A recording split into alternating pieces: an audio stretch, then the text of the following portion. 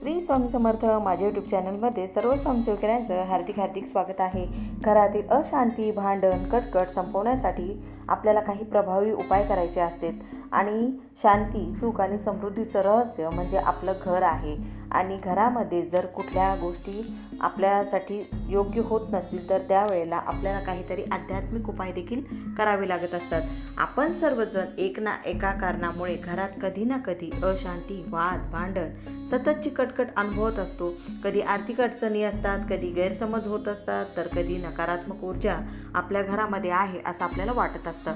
हळूहळू हे वातावरण इतकं बिघडत जातं की घर न वाटता युद्धभूमी वाटू लागतं. काही सोपे व आध्यात्मिक वास्तुशास्त्रीय उपाय आहेत ज्यामुळे घरातील नकारात्मकता दूर होऊन घरामध्ये पुन्हा प्रेम, शांती आणि समाधान परत येऊ शकते. आजच्या या व्हिडिओमध्ये आपण जाणून घेणार आहोत की घरातील भांडण आणि अशांती नष्ट करण्याचे प्रभावी उपाय आणि त्यामुळे होणारे फायदे. उपाय जर करायचे असतील तर सर्वप्रथम आपली कुठलीही गोष्ट करत असताना दररोज घरात धूप दीप लावणं खूप महत्त्वाचं आहे. सकाळी किंवा संध्याकाळी घरात कापूर, लोभान आणि अगरबत्ती ही नक्की लावायची आहे. यामुळे नकारात्मक ऊर्जा नष्ट होते, मन शांत होतं, घरात सकारात्मक कंपन निर्माण होतं.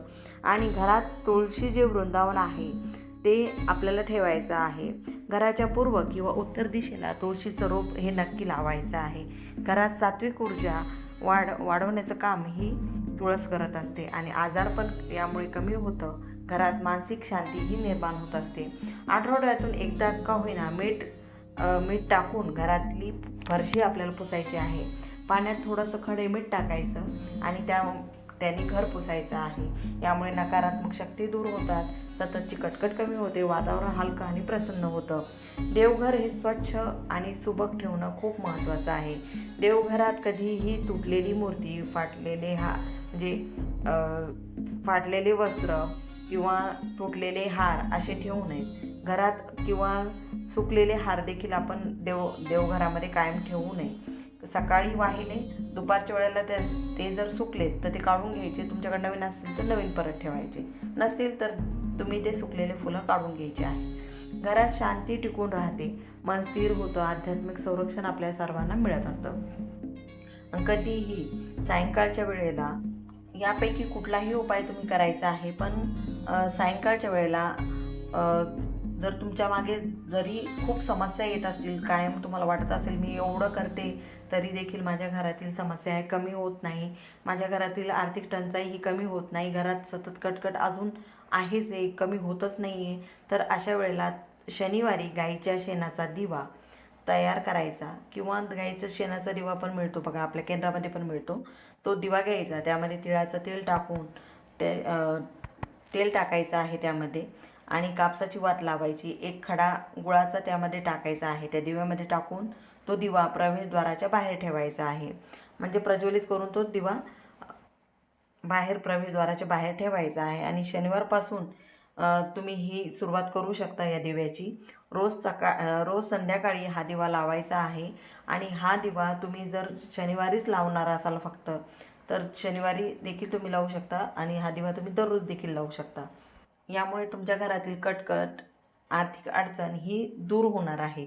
आणि त्यानंतर झोपण्याआधी शांतता मंत्र म्हणणं, म्हणजेच दररोज तुम्ही झोपण्याआधी 5 वेळा ओम शांती शांती देखील म्हणू शकता.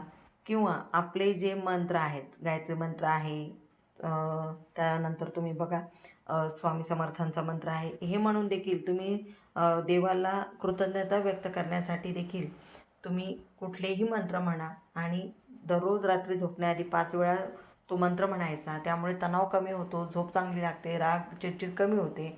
घरात भांडणाच्या वेळी मौन पाळणं खूप गरजेचं आहे. कारण काय होतं, एक जण बोलतोय, लगेच दुसरा बोलतोय, लगेच तिसरा बोलतोय, लगेच चौथा बोलतोय, किंवा 2 व्यक्तीमध्ये जरी भांडण चालू असेल तर रागाच्या क्षणी लगेच उत्तर न देता थोडा वेळ एका तरी व्यक्तीने शांत राहा.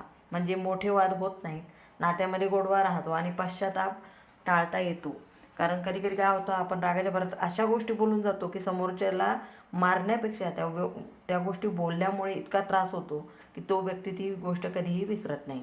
त्यामुळे घरात कधीही शिवीगाळ करू नका, अपमानास्पद शब्द वापरू नका, झाडू कधी उभी ठेवू नका, तुटलेली घड्याळं किंवा आरसे ठेवू नका. रोज सकाळी खिडक्या उघड्या करा, सूर्यप्रकाश तुमच्या घरामध्ये येऊ द्या. घरात शांती म्हणजेच जीवनात समाधान आहे. बाहेरच्या जगात कितीही संघर्ष असले तरी घर शांत असेल तर माणूस सगळं सहन करू शकतो. आणि हे उपाय खूप सोपे आहेत, पण त्यांचा परिणाम अतिशय खोल आणि दीर्घकालीन आहे. आजच या उपायांना सुरुवात करा आणि पहा तुमच्या घरात हळूहळू प्रेम, समजूतदारपणा आणि आनंद कसा वाढतो ते.